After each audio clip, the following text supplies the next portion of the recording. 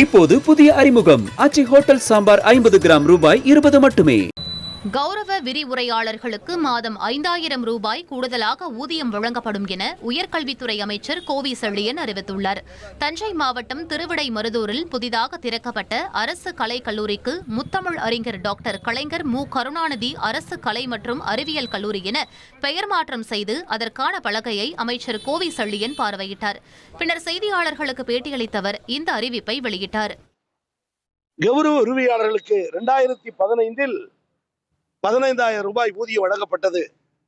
2022 நாம் ஆட்சிக்கு வந்த பிறகுதான் 5,000 ரூபாய் கூடுதலாக உயர்த்தி தந்தோம். 20,000 ஆனது. 2024 மீண்டும் தமிழ்நாடு முதலமைச்சர் தளபதி அவர்கள் 5,000 கூடுதலாக்கி தந்தார். 25,000 ஆனது. இன்றைக்கு 2026 இன்றைக்கு இப்போது 5,000 ரூபாயை கௌரவ உரிமையாளர்களுக்கு கூடுதலாக வழங்கியிருக்கிறோம்.